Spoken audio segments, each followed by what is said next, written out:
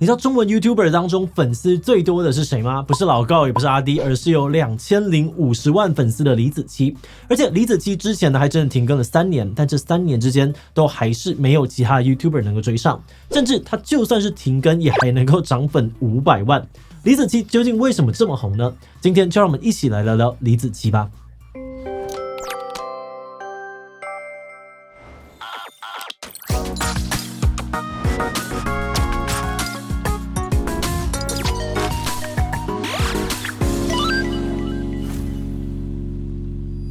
Hello， 大家好，我是志奇。你最近有在社群上面滑到李子柒复出相关的讨论吗？这位被称为是中文 YouTuber 第一人的李子柒，在之前停更3年多，最近突然接连的更新3支影片，宣告他将再次的复出。那这几支影片一发出就引起了许多讨论，有些粉丝期待已久，纷纷留言说终于回来了，李子柒回归中国的文化输出有救了。但也有另外一些人之前就一直怀疑李子柒的影片背后是不是有中国官方在助阵，而他这次的回归，这些人呢也担忧这可能会进一步的加强中国的大外宣。沉寂3年回归后仍旧引起热议，李子柒究竟为什么会这么的红？还有为什么曾经突然停更消失？他这次的复出又引起了哪些讨论呢？不过在开始今天讨论之前，先让我们进入工商服务时间。你是否有产品或平台上线之后，但不知道该怎么样让潜在用户产生兴趣呢？讲太多功能，怕用户没有耐心；讲太少，又怕没有特色。这时候你需要的是一支能够把复杂资讯说清楚的动画。子君设计的专长呢，就是把复杂难懂的资讯变得一目了然，让你的用户一看就懂，一听就想用。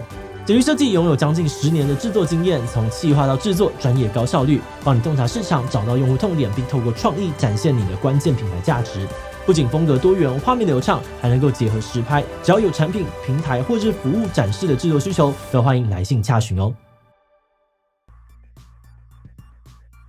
李子柒的影片主要记录他在中国乡村制作美食手艺的过程。那这些内容发想其实跟他的经历有很大的关系。李子柒出生在中国四川绵阳的一个农村家庭，幼年丧父，母亲改嫁之后，爷爷奶奶便将他接过去抚养。之后，李子柒就跟爷爷奶奶一起生活，在这段时间也学会了许多的乡村生活技能，像是耕种养殖，还有传统手工艺。但这样的生活没有持续多久，在他国小5年级的时候，李子柒的爷爷突然去世，奶奶难以独自负担他的学费，因此他14岁时呢就辍学前往城市打工，做过服务生夜店 DJ、驻唱歌手等等多种工作。而在城市打工8年之后，为了照顾生病的奶奶，李子柒又回到了老家生活，并开了一家淘宝的这个网购店铺，在上面贩卖家乡农产品。那为了宣传这个店铺，他开始拍摄制作一些分享农村生活与美食的短影片，并发布在中国的美拍平台上面。一开始他的影片多半是用手机拍摄，制作也比较简单。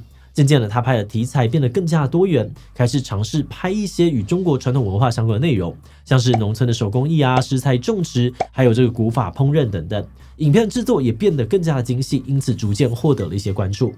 2016年，他用古法制作兰州拉面的影片爆红，他的名字呢也因此被更多的中国观众熟知。当时还比较少有创作者在制作中国田园生活、传统文化相关的影片，所以很多人都认为他算是这一类型的先驱，中国的网红鼻祖。那随着之后他开通 YouTube 频道，进军 YouTube 之后，李子柒不仅在中国家喻户晓，在全球也有着超高的人气。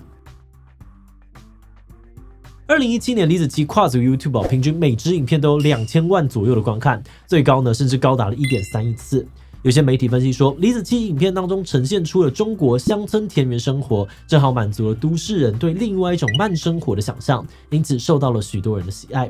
再加上呢，他的影片当中展现的这个中国传统文化，对于欧美来说很新鲜，而且影片几乎都没有旁白。对于其他国家的观众来说，这样就不会有语言隔阂的问题，纯靠画面就能够感受内容。那另外一方面呢，同一时期李子柒在中国人气也持续的变高。他与中国 MCN 机构维念科技签约之后，维念科技会帮忙经营李子柒的个人形象，并推出李子柒螺蛳粉等等的多个商业品牌。而李子柒螺蛳粉呢，也在这个1年内就卖出16亿的销售额。另外，李子柒还带起了中国体验乡村生活的热潮。这段时间，年轻人非常流行去乡村旅游，像是2020年李子柒市乡村过年游的人数就比2019年同比增长了280%。2021年的2月，李子柒以当时1410万的 YouTube 订阅量，打破了 YouTube 中文频道最多订阅量的金氏世界纪录。李子柒呢，也因此被封为中文 YouTuber 中文网红第一人。不过，随着他的爆红对于他的影片内容的讨论也不断增加。有人说他的影片有利于中国传统文化的传播，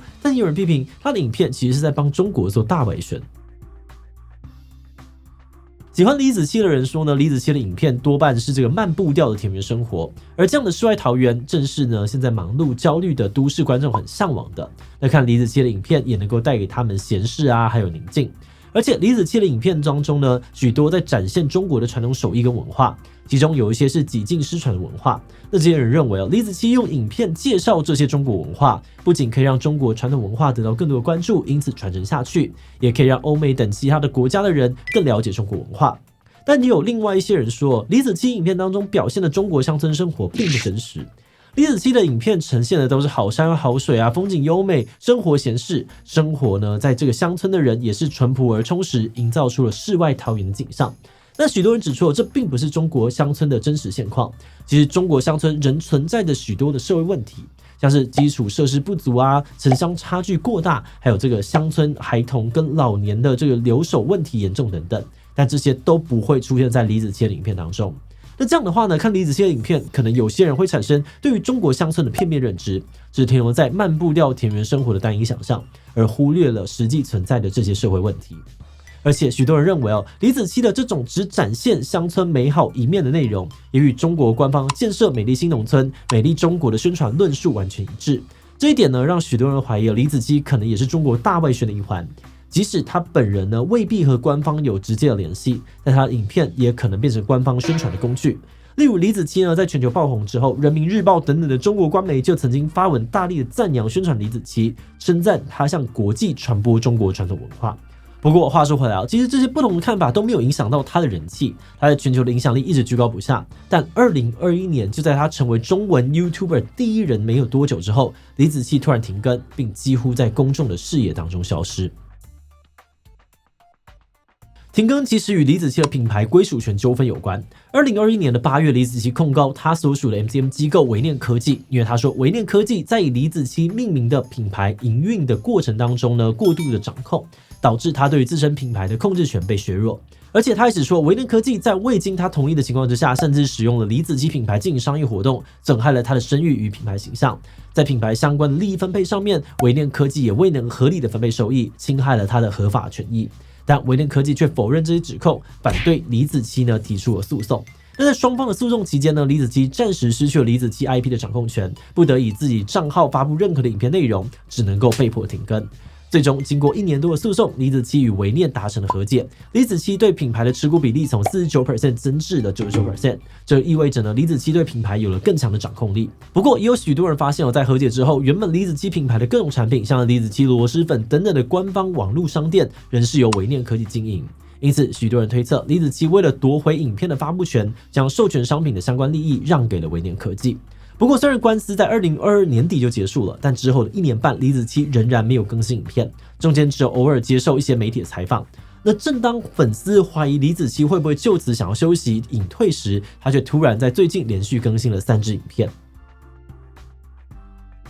11月12日、13日，李子柒接连2天更新3支影片，并迅速在中国全球的社群媒体引起热议。短短的2天影片就在中国各大平台累计几十亿的观看数。YouTube 上面也突破了640万次的观看，媒体估算呢，他 YouTube 频道1天的收益就高达了36万台币。那在他的影片当中也透露着他王者归来的架势，像他发布以7亿为主题的影片时，配文中提到紫气东来，许多粉丝解读这是紫气归来的谐音，是在正式的宣告他的回归。还透露这3年间呢，其实自己持续都有拍片，许多影片呢已在后制的这个阶段，未来呢将更新更多的影片。另外，他回归之后也接受新华社采访，透露自己后续除了关注振兴新农村，也会拍更多与中国非物质文化遗产相关的主题。那对于他的回归许多粉丝直言中国文化输出有救了。他们说，在李子柒停更的3年之内呢，没有出现第2位中国网红能够在世界有这么大的影响力。所以许多人认为李子柒的回归能够填补中国文化输出的空白，